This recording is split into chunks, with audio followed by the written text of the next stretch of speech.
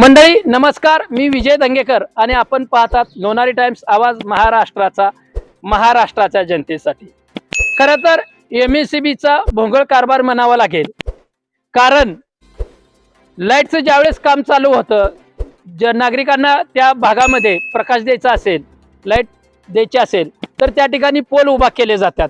मग single pole असतो, कधी कधी डीपी असतो, डीपीच्या माध्यमातून अनेक भागात तिथं वीज पुरवठा चालू तार ओढून वीज पुरवठा दिला जातो, सुरळीत केला जातो। तसंच आपण आलासमध्ये पुन्हा एकदा आलेलो आहोत आणि आलासमध्ये जर माझ्या मागच्या बाजूला बघचाल तर माझी उंची साधारण 5-5.5 फूट आहे आणि ही डीपी बघा, ही डीपी 3 फुटाच्या आसपास आहे खाली। म्हणजे इथलं पहिलीचं पोरग जरी पहिलीला शाळेत जात असेल, तो आला तर या डीपीला सहज हात लावतो, या लोखंडाला हात लावू शकतो, इथं हात लावू शकतो, इथं लावू शकतो, या तारांना, या वायरींना, या तारांना खाली हात लावू शकतो। हा खरंच एमएससीबीचा भोंगळ कारभार आहे। नुसतं एमएससीबी वर आपण शब्द देऊन चालणार आहे का? नाही। सत्ताधारी काय करतात, जर एखादा व्यक्ती या ताराला, एखादा लहान मुलगा त्या कुटुंबातला या तारांना स्पर्श लागून, जर देव करो कुठली दुर्घटना न घडो पण झालीच आणि त्या व्यक्तीचा मृत्यू झाला, तर मग इथलेच सत्ताधारी असतील, इथले नेते मंडळी असतील वेगवेगळ्या पक्षाचे, त्या कुटुंबाचं सात्वन करायला तुम्ही जाणार आहात का? त्याच्या आधी तुम्हाला बुद्धी सुचली नाही का? ही जी डीपी आहे ती वर कमीत कमी 7 ते 8 फूट उंचीवर ही डीपी न्यावी, या वायरा व्यवस्थित न्याव्या।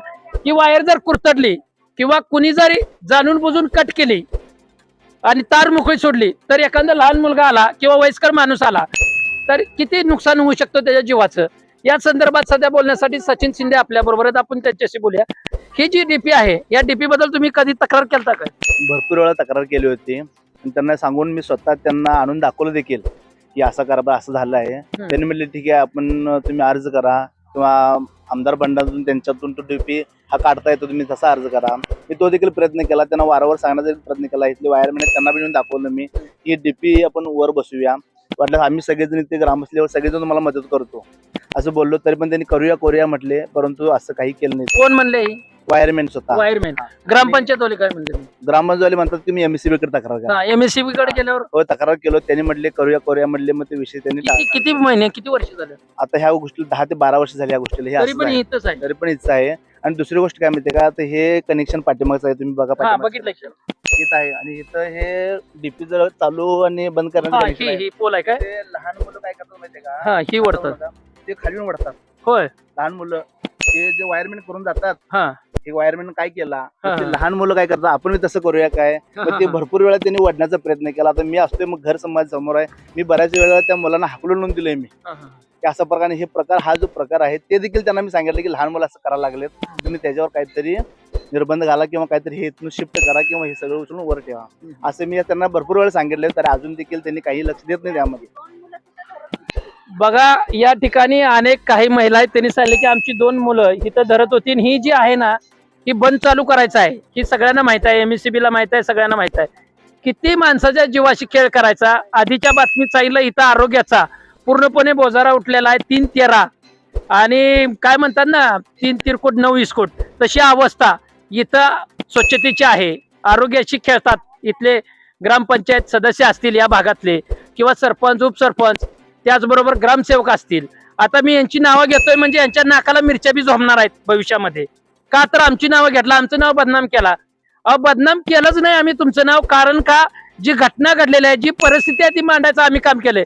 तुम्ही बघा हलगर्जीपणा करता का नाही? स्वच्छता करायला कर्मचारी येत नाहीत, आले तर लावली जाव टिंकी बजाव करतात, का तर त्यांचं वय नाही, 2 खोरे मारलं की झालं, काम संपलं। पूर्णपणे 100 कुटुंबाचे इथे जीवाशी खेळायचा प्रयत्न या सत्ताधाऱ्यांचा आहे असं म्हणावं लागेल, कारण का जोपर्यंत सत्ताधारी ग्राउंडला येऊन काम करत नाही तोपर्यंत काम अशीच राहणार आहेत। वार्डामधले असतील, प्रभागामधले असतील, गावातले असतील, अशीच अस्वच्छता दिसणार आहे। नागरिक जागरूक आहेत, काही नागरिक स्वतःच गटर काढतायत असं म्हणणं आहे बऱ्याच नागरिकांचं, आणि त्यांनी काढलेलं आहेत वर्षानुवर्षे।